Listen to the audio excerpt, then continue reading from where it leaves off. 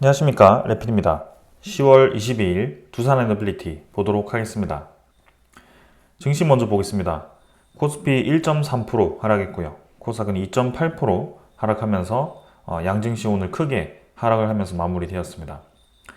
자, 하루 만에 이제 또 2600선을 이탈시키면서 진행이 되었고요. 외국인 투자자는 2800억을 매도하였고 기관 투자자가 3000억 매도하면서 6천억 가까이를 매도하는 모습이었습니다. 코스닥도 외국인 투자자 1450억, 기관 투자자 1500억 정도 매도를 하면서 진행이 되었고요. 계속 우리나라 증시에 대한 흐름은 좋지 않게 진행이 되고 있습니다. 세기형 수렴 패턴에서 결국에는 아래로 떨어지는 모습이 나오기 시작했고요. 거래량이 증가하면서 떨어졌기 때문에 추가적인 하락이 충분히 가능한 그런 자리입니다. 그만큼 코스피가 지금 별로 수급 자체도 그렇고 흐름 자체가 좋지 않다라고 볼 수가 있고요.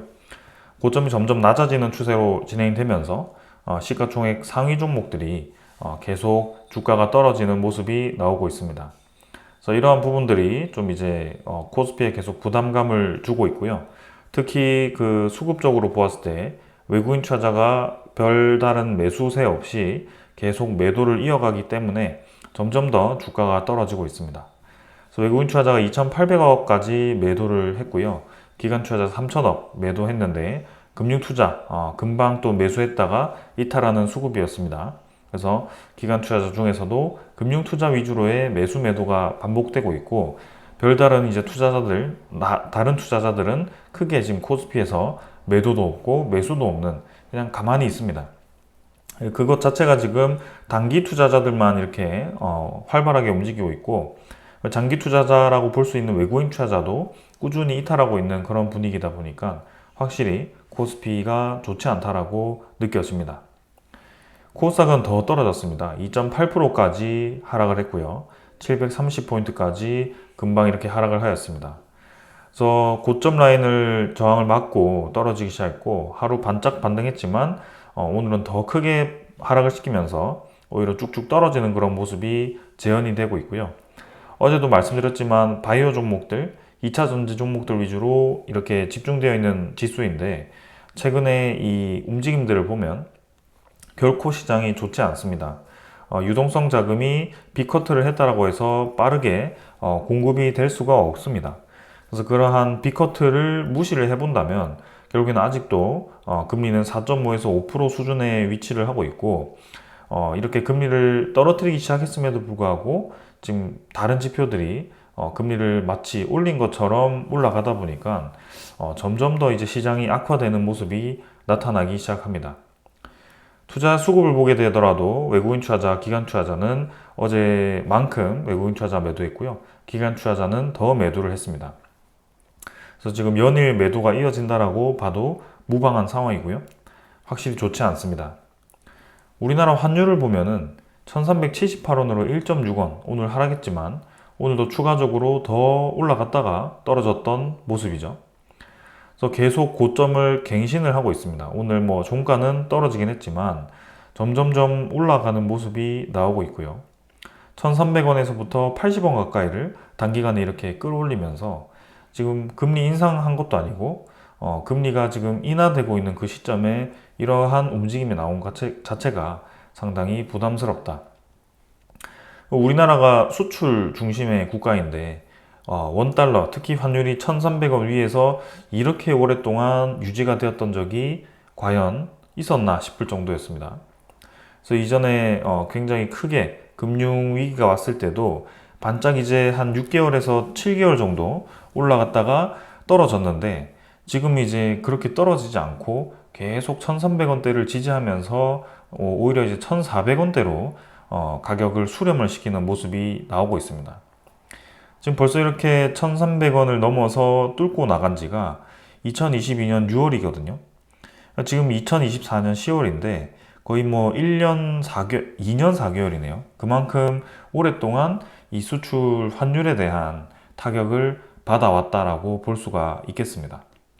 그렇기 때문에 우리나라에 대한 그런 기업들이 서서히 지금 경쟁력을 좀 잃어가기 시작했고 이 환율에 대한 타격감들이 지금에서야 나타나기 시작했고 이러한 부분들이 다른 종목들보다 훨씬 더 지수에 좀 타격을 받고 있는 것 같다라는 그런 생각이 들고 있습니다.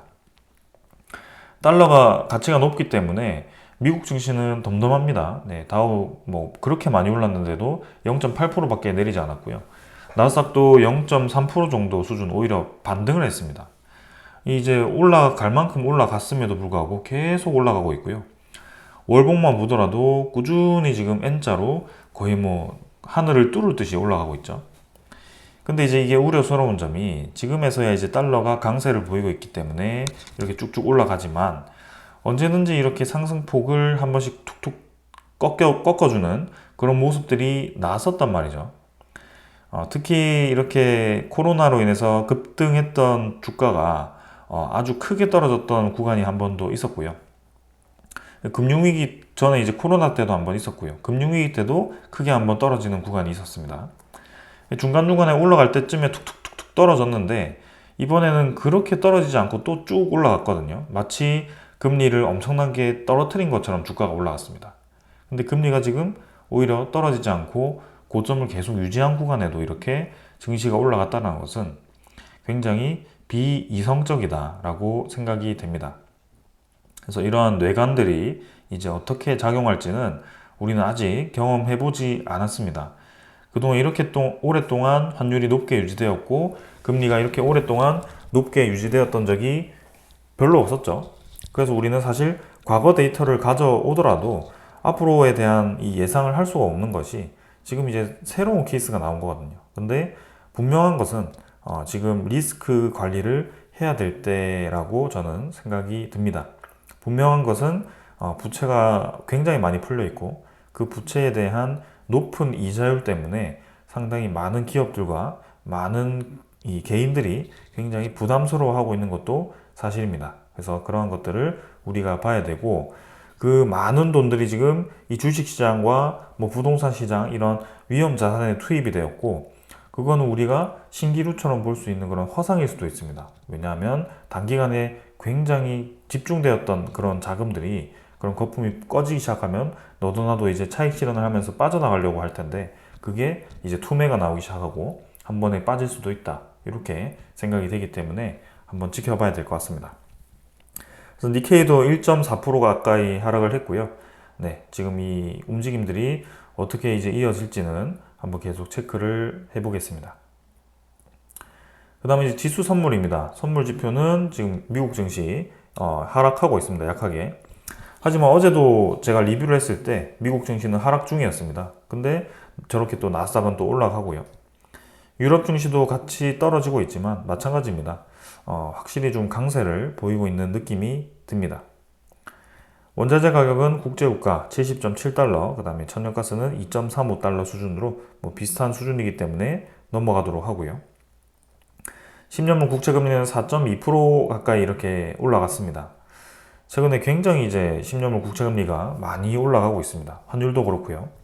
4.2%까지 이렇게 올라갈 것인가, 이게 올라갈 만한 건가 싶을 정도로 상당히 이제 많이 올라가고 있거든요. 이게 지금 미국의 대선을 앞두고 이런 움직임이 나타난다는 것 자체가 굉장히 일시적이고 좀 투기성의 움직임이다라고 저는 생각이 듭니다. 최근에 또 미국의 이 대통령의 당선율이 트럼프 쪽으로 기울기 시작하죠. 그렇게 되면서 미국의 이제 국채금리가 급등을 하기 시작하는데요. 국채금리가 급등한다는 것은 국채에 대한 가격이 떨어진다는 것이고 국채에 대한 가격이 떨어지는 것은 국채 발행이 많아질 거다라고 보는 것인데요. 트럼프가 되는데 트럼프는 이제 공화당인데 국채 발행을 왜 더 하냐라고 볼 수가 있겠죠.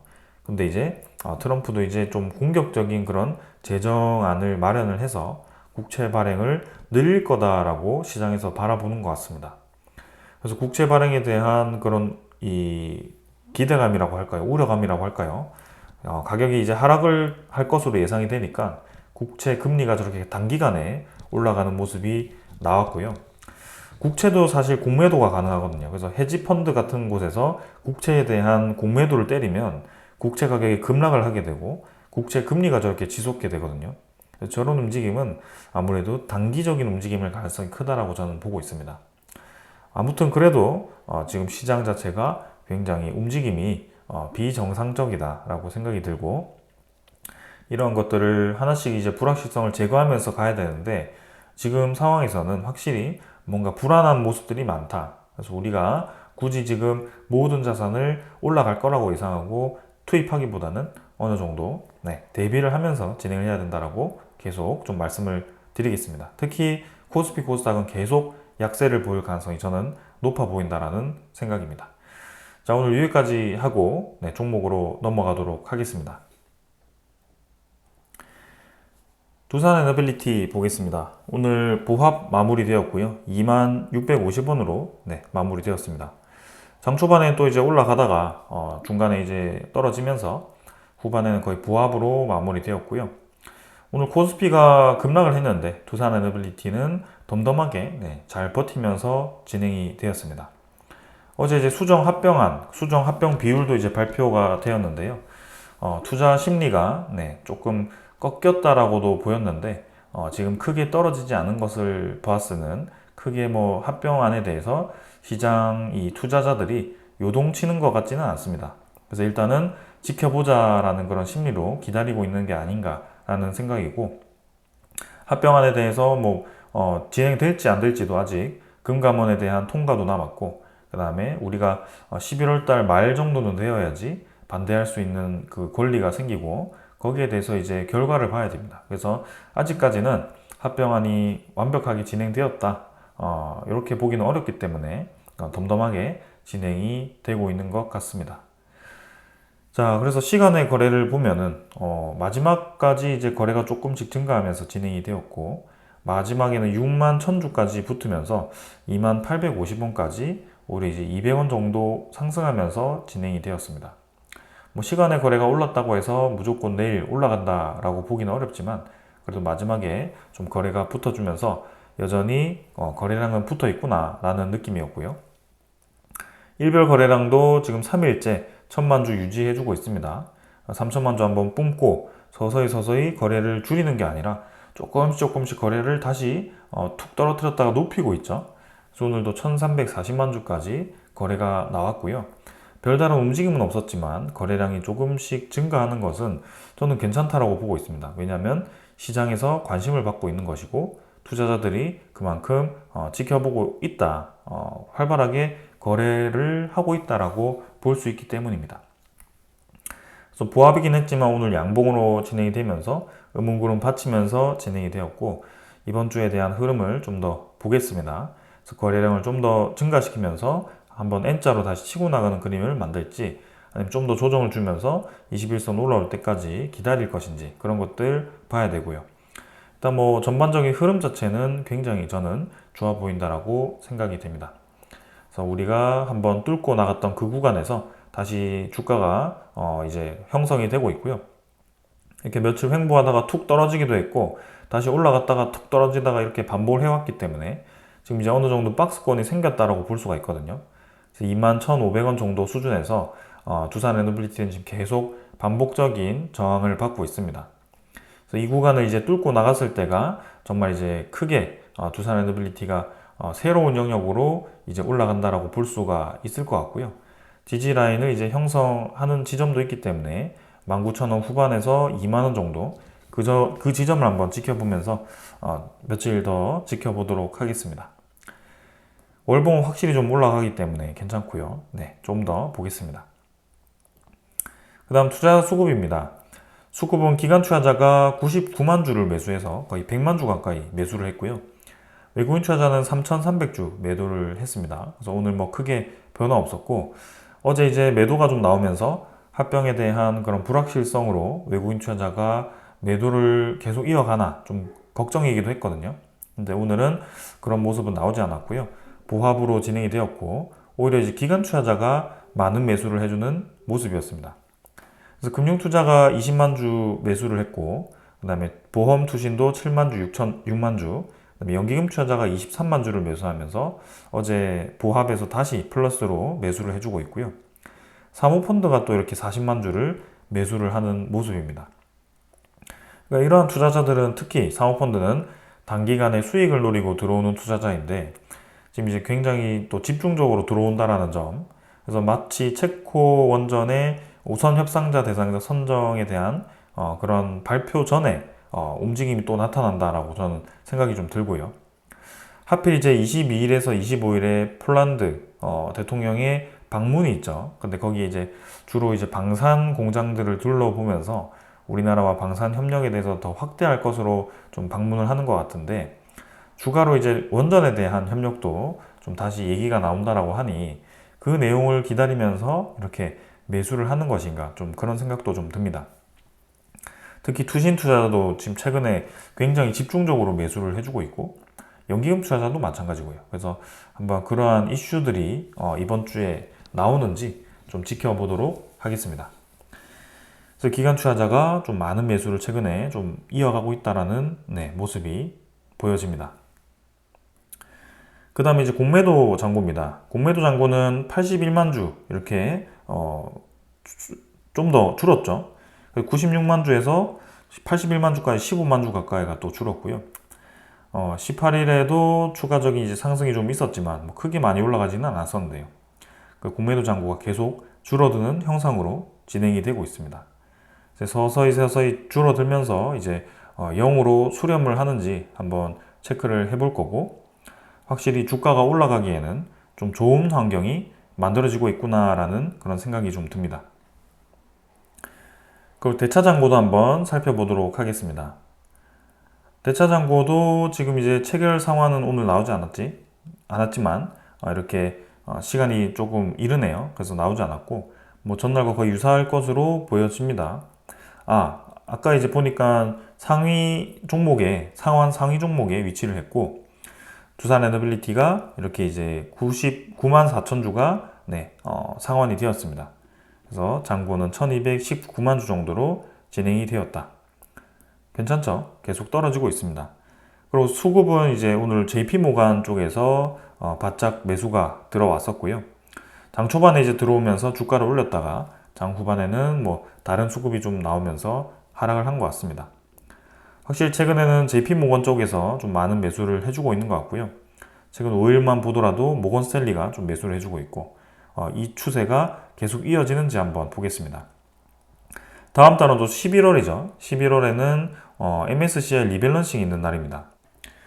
그래서 그 반기 리밸런싱이기 때문에 리밸런싱에 대한 규모가 좀 큽니다. 그래서 거기에 앞두고 이렇게 외국인 투자자들이 집중적으로 매수가 들어오는 것인가 라는 좀 생각도 좀 들고 있고, 한번 이 움직임을 계속해서 주시를 해보겠습니다. 자, 그리고 이제 신용에 대한 융자가 굉장히 활발하죠, 최근에. 그래서 신규로 들어오는 융자가 꽤 활발한데요. 아무래도 뭐 사모펀드 발 신용 융자라든지 그런 쪽일 가능성이 저는 커 보입니다. 단기간에 들어왔다가 빠져나가는 그런 수급이라고 생각이 되고, 그렇다고 한다면 단기간에 이 수익 실현을 위한 시세를 한번 주지 않을까라는 생각도 좀 있고요. 근데 우리는 그런 걸 원하지 않죠. 단기간에 급등해서 빠지는 걸 원하지 않습니다. 결국에는 힘을 쭉 받아서 꾸준히 올라가는 걸 원하기 때문에 그러한 것들을 좀 지켜봐야 된다. 추정 물량은 274주 플러스였는데요. 뭐 동일하게 3,300주 매도로 잡혔습니다. 거의 변화 없었고요. 21.9%로 외국인 투자자에 대한 보유율은 마무리가 되었습니다. 자, 뉴스케일 파워가 계속 이제 강세를 보이고 있죠. 두산 에너빌리티와 함께 지금 움직이고 있고, 20달러 한번 치고 심심하면 이제 19달러, 20달러 치면서 꾸준히 이제 이 5일선 지켜주면서 진행되고 있습니다. 시간의 거래는 좀 떨어지고 있지만 확실히 신고가를 찍고 지금 횡보를 하고 있고요. 두산 에너빌리티 입장에서는 이 기업에다가 상당히 이제 큰 규모의 지분 투자를 했기 때문에 지분 가격이 올라가면 올라갈수록 당연히 수익으로 잡힐 수밖에 없죠. 그래서 상당히 저는 유리한 상황이다라고 생각이 됩니다.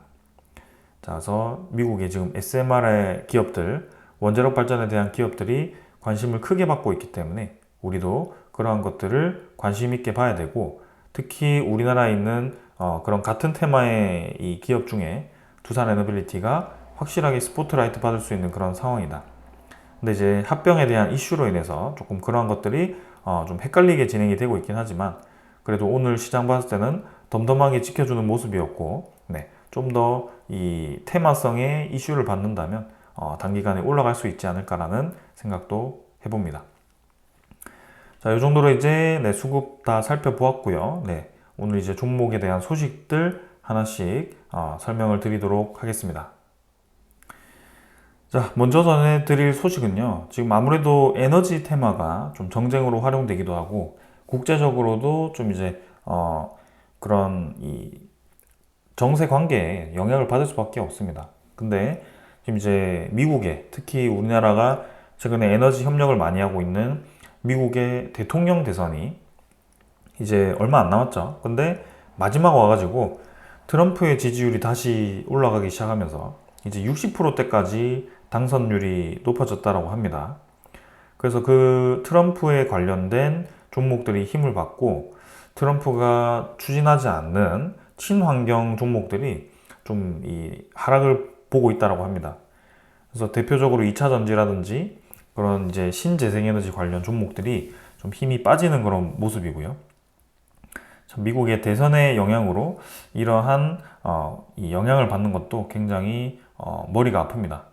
그래서 지금 두산에너빌리티 입장에서는 트럼프가 당선이 되었을 때는 확실히 이제 원전 테마에 힘을 실어줄 거기 때문에 그런 것들은 괜찮겠지만 그 수출 입장에서는 미국과 이제 우리나라 제조업이 협력해서 이 원전 산업을 이어가는 것이기 때문에 혹여나 웨스팅하우스에 대한 그런 합의 과정에서 트럼프가 또 이상한 관여를 하지 않을까라는 그런 우려감도 좀 있습니다.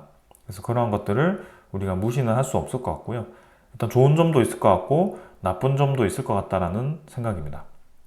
근데 확실한 것은 지금 이제 트럼프가 추진하고 있지 않는 그런 테마들은 미리 하락을 시작했는데요. 두산에너빌리티가 포함된 테마는 조금 덤덤하게 잘 진행이 되고 있다라고 보시면 되겠습니다. 그 다음 소식입니다. 우리나라에서 지금 오늘 한국의 SMR 공급망 핵심을 주제로 해서 지금 이제 미국의 SMR 기업들과 우리나라 이 SMR 제작 기업들이 모여가지고 이제 국제 컨퍼런스를 개최를 한 것으로 보여집니다. 그래서 SMR을 선도하는 해외 기업 5곳에 임원진이 발표자로 이제 나섰고요. 여기에 대해서 글로벌 SMR 밸류체인에서 이 한국 원전 기업들이 핵심적인 역할을 하고 있다라고 얘기를 하였습니다.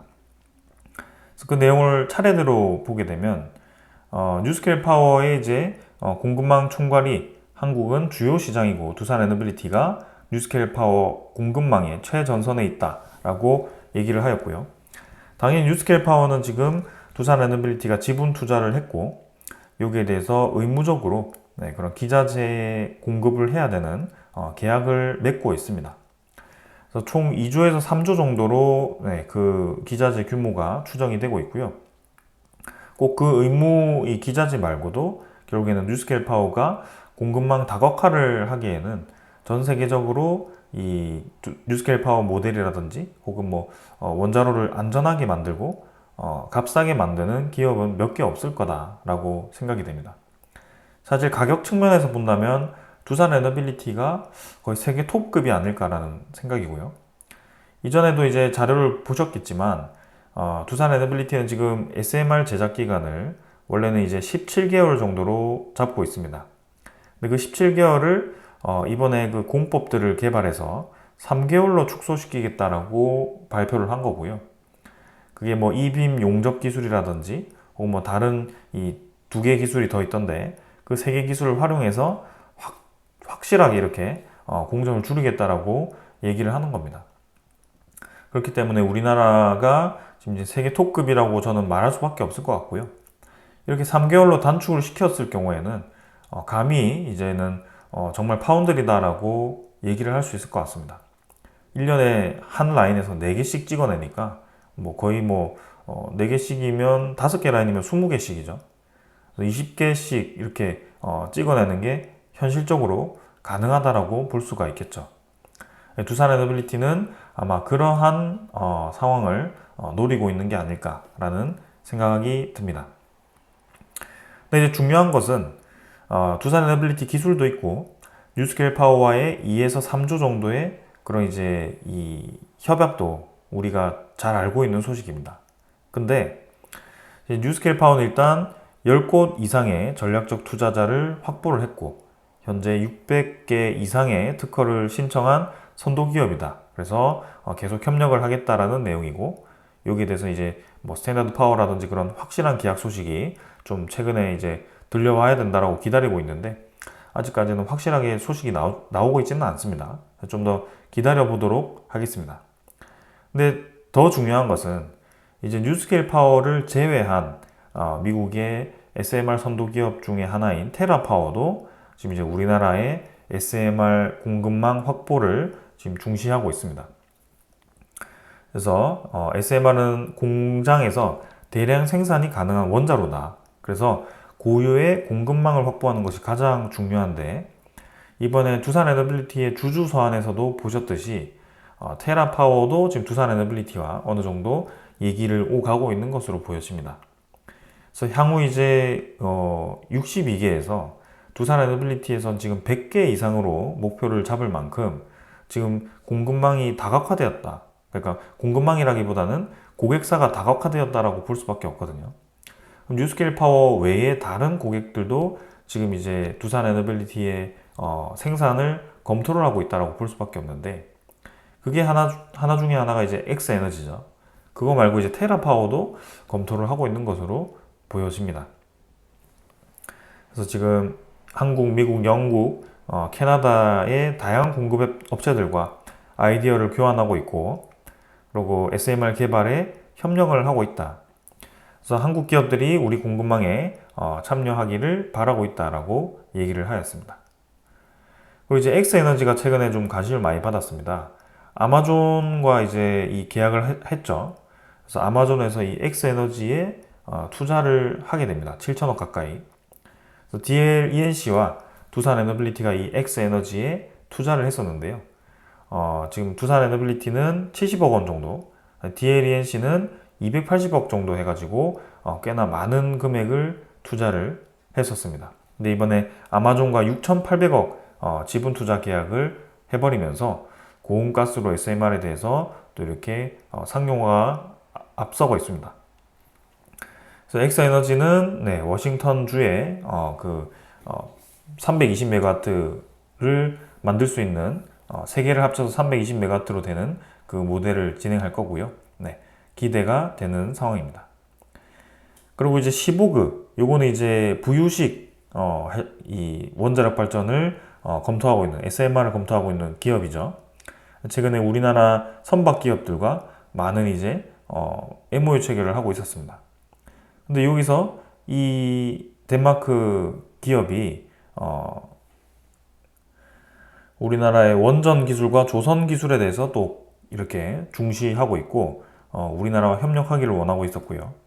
그리고 이제 캐나다의 에너지 전문 기업인 에킨스 레알리스인가요? 네, 여기는 GE 히타치와 협력해서 캐나다의 SMR을 추진 중인데 지금 이쪽에서 딱 집은 게 두산 에너빌리티와 같은 이 기업을 지정을 했습니다. 그래서 한국의 우수한 원전 기자재 업체들과 협력해서 SMR 시장 경쟁력을 높이겠다. 그러니까 지금 두산 에너빌리티는 공장을 지으면 되고 거기에서 이제 자동차 라인처럼 각각의 기업에 맞는 모델을 계속 찍어내면 됩니다. 네, 그러한 이제 역할을 할 것 같고요. 상당히 미래가 기대되는 분야입니다. 그래서 저는 이제 대형 원자로보다도 이 SMR 원자로는 제작 기간이 짧기 때문에 두산 에너빌리티의 익률을 더 높일 수 있는 분야다라고 생각이 되고 그러한 부분들을 중점적으로 한번 지켜보도록 하겠습니다. 그래서 우리가 장기적으로 투자할 때는 상당히 긍정적인 모습이다라고 생각이 됩니다. 자, 그 다음은 드디어 이제 대만도 전기료를 계속 높이다가 원자력 발전에 대해서 계속 도입한다라는 얘기가 나오기 시작합니다.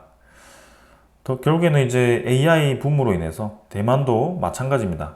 전력 수요가 급증하는 탓에 기저에너지원이 이제 감당할 수 없을 정도로 늘어나는 것이고 LNG에 의존하던 이 에너지가 LNG 가격이 올라가면 비싸지고 LNG도 탈탄소가 아니기 때문에 결국에는 그 탈탄소이면서 안정적으로 공급되는 에너지를 찾게 될 것이고 그게 원자력으로 수렴할 수밖에 없다는 것을 또 이렇게 대만이 보여주고 있습니다.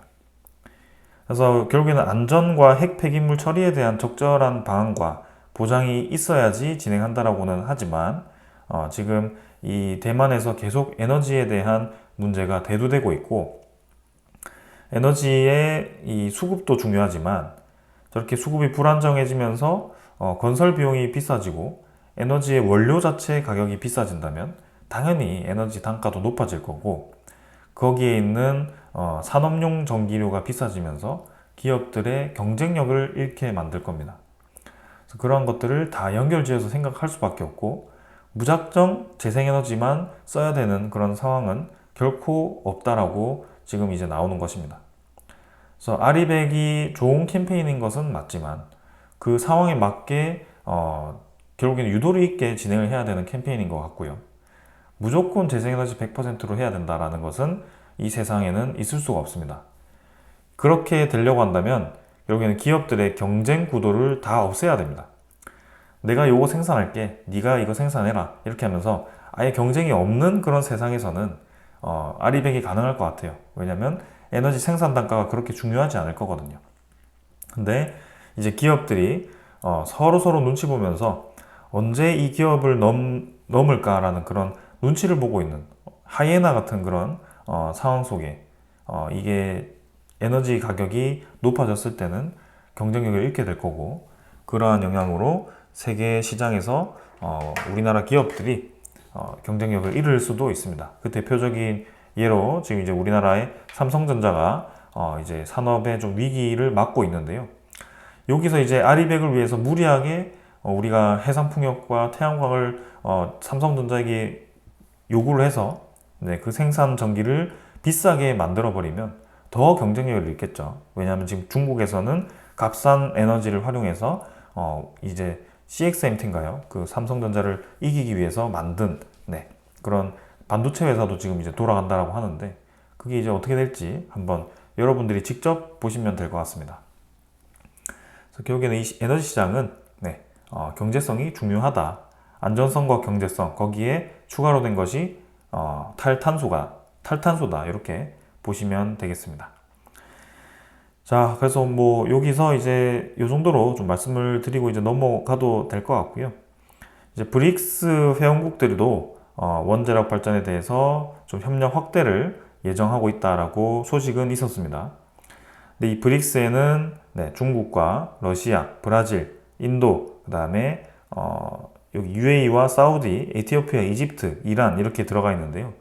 하필 또 사우디와 UAE가 같이 들어가 있음으로써 이 사우디와 UAE의 에너지 플랜트가 또 여차하면 중국이나 러시아로도 가지 않을까라는 그런 우려감도 있습니다. 최근에 중동 정세도 있고 특히 중국 같은 경우는 우리나라와 원전 가격을 비교했을 때 값이 쌀 수도 있습니다. 그래서 우리나라의 최대의 경쟁자다라고 볼 수가 있는데 UAE의 후속 호기가 5에서 8호기가 올해 연말에 이제 입찰을 시작하고 본격적으로 한다라고 했는데 아직 소식은 없거든요. 그래서 한번 기다려 보도록 하겠습니다.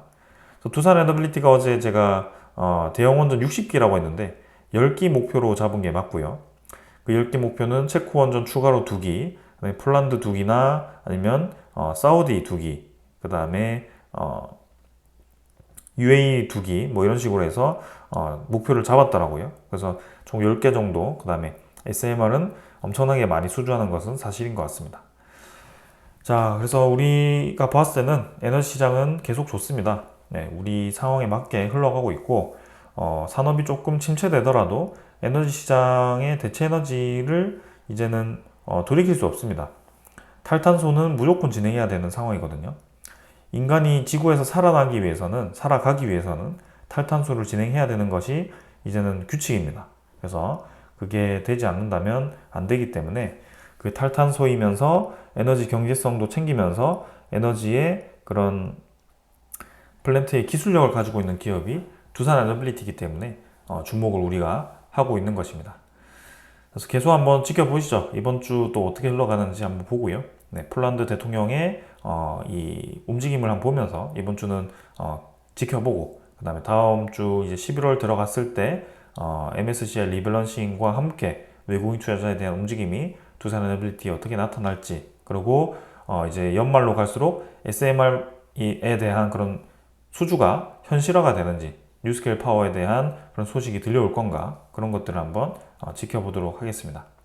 저는 여기까지 하고 마무리하겠습니다. 감사합니다.